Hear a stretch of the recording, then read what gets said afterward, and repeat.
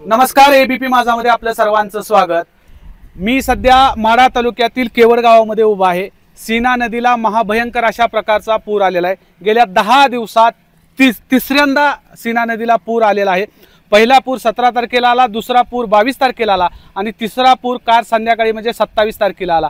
अशा प्रकारचं हे पुराचं एक भीषण अशा प्रकारचं वास्तव या सीना काठच्या साधारणतः 16 गावामध्ये निर्माण झालेलं आहे। पूर्णतः शेती उद्ध्वस्त झालेली आहेत, घरांचं मोठ्या प्रमाणात नुकसान झालेलं आहे। नागरिकांना कसं जगावं हे समजत नाहीये। मी सध्या ज्या केवड गावामध्ये आहे तिथं तुम्ही बघू शकताय की पुरावर साधारणतः 8 ते 9 फूट पाणी आहे। तुम्ही बघू शकताय पूर्ण गावाला पाण्याने येडा घातलेला आहे। इकडे दाखवा जरा।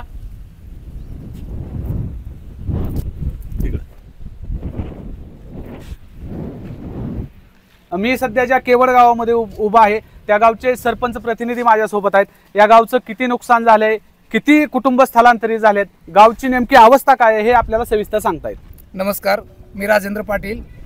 आमच्या गावची कौटुंबिक संख्या 650 एवढी कुटुंब या गावामध्ये राहतात। त्यापैकी 280 कुटुंबामध्ये नदीच्या पाण्यामुळे त्यांच्या घराला धोका झालेला आहे, त्यांच्या घरामध्ये पाणी गेले, त्यांचे संसार उद्ध्वस्त झालेले आहेत। तर मी सरकारला एवढीच विनंती करतो की त्या 280 कुटुंबाचा संसार नव्याने उभा राहण्यासाठी सरकारने भरघोस अशी मोठी मदत करायला पाहिजे। या स्थलांतरित झालेल्या कुटुंबाची व्यवस्था तुम्ही कुठे केलेली आहे आणि त्यांच्या अन्न पाण्याची सध्या काही सोय केलेली आहे का? मी इथून स्थलांतरित केलेल्या कुटुंबाची लोकसंख्या साधारण 1250 पर्यंत लोकसंख्या आहे। आश्रमशाळा केवड या ठिकाणी, भैरवनाथ प्रशाला केवड, त्यातील आमच्या गावातील काही लोक जामगावच्या हायस्कूल वरती पण स्थलांतरित केलेले आहेत आणि काही वाडे वस्त्यावर विभागून लोकांच्या वस्तीवर मी त्यांची राहायची व्यवस्था केलेली आहे आणि जेवणाची व्यवस्था पण त्या पद्धतीने लोक जे बाहेरून मदत करतात त्यातून त्यांची जेवणाची व्यवस्था केलेली आहे। बरोबर। गावामध्ये नेमकं काय काय नुकसान झाले? घरांची पडझड वगैरे काय झाली का? घरांची पडझड पण मोठ्या प्रमाणात झालेली आहे। अतिवृष्टी इकडे भरपूर झालेली आहे, पाऊस मोठ्या प्रमाणात झालेला आहे। घरामधले टीव्ही, फ्रीज, कूलर, अशा पद्धतीच्या फर्निचरचं साहित्य, असं धान्य, गहू, ज्वारी काहीच राहिलेलं नाही। अशा पद्धतीचं संसार लोकांचं सर्व उद्ध्वस्त झालेलं आहे। बरोबर। तिसऱ्यांदा महापूर आलेला आहे। सध्या गावची नेमकी परिस्थिती काय आहे? गावामध्ये किती प्रमाणात पाणी शिरलेलं आहे? सरकार पाहता आमच्याकडच्या भागाकडे पूर म्हणजे काय असतो हे कधीच माहित नव्हतं। कोल्हापूर, सांगली, सातारा असेल, पंढरपूर भागाकडे असेल, त्यांच्या नदीच्या सीमारेषा त्यांना आखून दिलेल्या आहेत त्या आणि ह्या गनिमी कावा केल्यासारखं आमच्याकडे ह्या परिस्थितीने निसर्गाने आमच्यावर कोप केलेला आहे आणि ह्याच्यातून कुठलीही माहिती नसताना अतिशय मोठ्या प्रमाणात आम्हाला धोका झाला। तर त्याच्यासाठी उभारणी करता सरकारनं अतिशय गांभीर्यानं आमच्याकडे लक्ष देण्याची गरज आहे। त्यांनी ही बाब गांभीर्याने घ्यायला गरज आहे। बरोबर। माझ्यासोबत महसूल प्रशासनाचे काही अधिकारी देखील आहेत।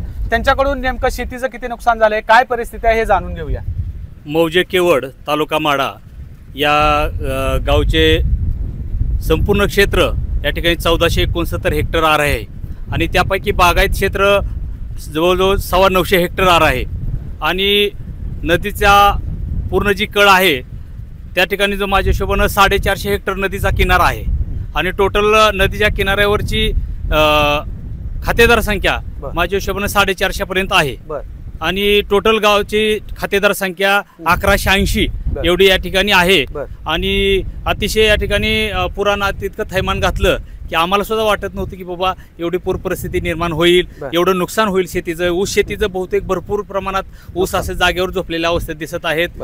प्रशासनाकडून आम्हाला आदेश येत आहेत, त्याप्रमाणे आम्ही या ठिकाणी फिरत आहोत आणि त्याप्रमाणे जे नुकसान झालेलं आहे त्यांची पाहणी करून योग्य ते पंचनामे करून आपण त्या ठिकाणी योग्य ते वरच्या लेवलनं जे मार्गदर्शन तसं त्या ठिकाणी चालू आहे। पंचनामे सुरू झालेत का हा एक मुद्दा आहे आणि दुसरा मुद्दा आहे की नदीकाठचा म्हणजे पुरामुळे उद्ध्वस्त झालेला नदीकाठ हा एक मुद्दा आहे आणि दुसरा मुद्दा आहे अतिवृष्टीचा।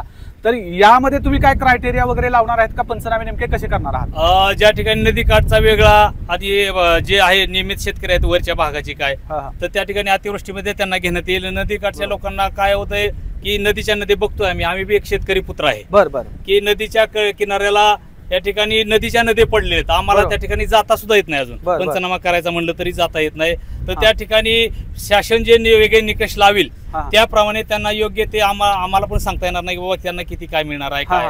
तर त्यामुळे पंचनामे सर्व या ठिकाणी करणार आहोत आम्ही, शासनाने सांगितलेले। कोणीही शेतकरी वंचित राहता कामा नये। सध्या सीना नदीत किती पाण्याचा फ्लो आहे आणि कोणकोणत्या धरणातून आहे याबद्दल जरा सांगाल का? सध्या माझ्या हिशोबानं सीना कोळेगाव या ठिकाणून 80,000 क्युसेकचं पाणी आहे. बरं. त्यानंतर खासापुरीमधून 20,000 आहे आणि 10,500 चांदणी या तळ्यातून आहे. बरं. आणि प्रॉपर जे पाऊस. पाऊस पडत आहे हा. त्याचं सुद्धा माझ्या हिशोबाने 30-40,000 क्युसेकचं आहे पाणी. पाणी वाढण्याची शक्यता आहे का? 100% आज काय जनते आपलं शासनाने अलर्ट दिलेला आहे. आत्ताच आपण बघितलं की महसूल प्रशासनाच्या अधिकाऱ्यांनी आपल्याला सविस्तर माहिती दिलेली आहे. नेमकं गावाचं नुकसान किती झालं, शेतीचं नुकसान किती झालं आणि वरच्या धरणातून नेमका नदीमध्ये सीना नदीमध्ये किती क्युसेसचा फ्लो आहे याच्याबद्दल माहिती सांगितली. तसंच लोकांनी सुरक्षित ठिकाणी राहावं, सतर्क राहावं अशा प्रकारच्या सूचना सुद्धा त्यांनी दिलेल्या आहेत. माड्याहून गणेश लटके, ABP माझा. ABP माझा, उघडा डोळे बघा नीट.